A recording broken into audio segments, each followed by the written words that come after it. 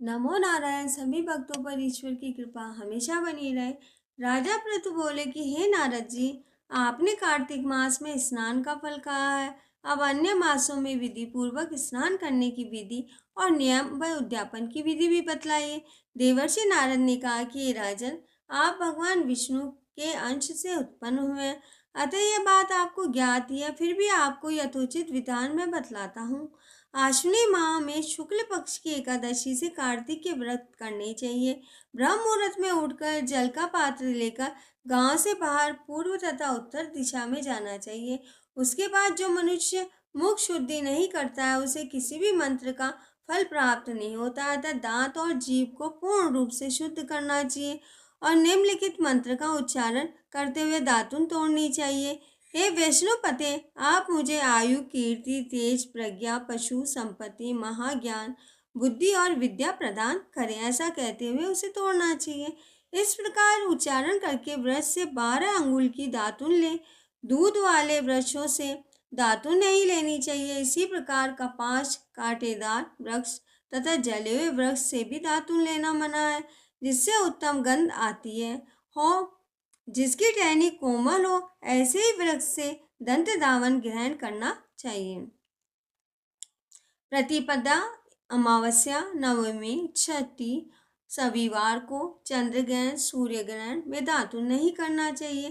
तत्पश्चात भली भांति स्नान करके फूल माला, चंदन और पान आदि की पूजा की सामग्री लेकर प्रसन्न चित्त व भक्ति पूर्वक शिवालय में जाकर सभी देवी देवताओं को अर्घ्य दे आचमनीय आदि वस्तुओं से पृथक पृथक पूजा करके प्रार्थना व प्रणाम करना चाहिए।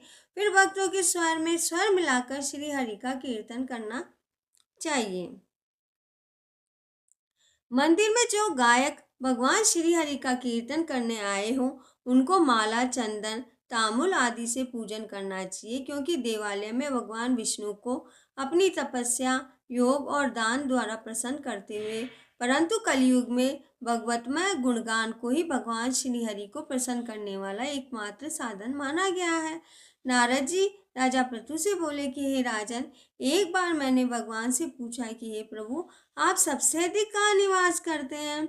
उसका उत्तर देते हुए भगवान ने कहा कि हे नारद, मैं बैकुंठ या योगियों के हृदय में निवास नहीं करता, अपितु जहाँ मेरे भक्त मेरे कीर्तन करते हैं, मैं वहाँ अवश्य मिलता हूँ। जो मनुष्य चंदन, माला आदि से मेरे भक्तों का पूजन करते हैं, उनमें मेरी ऐसी प्रीति होती है जैसे कि मेरे पूजन से भी नहीं हो सकती है। नारद जी ने फिर कहा कि ये शीरीष, धतूरा, गिरजा, चमेली, केसर, कंधार, कटहल के फूलों व चावलों से भगवान विष्णु की पूजा नहीं करनी चाहिए।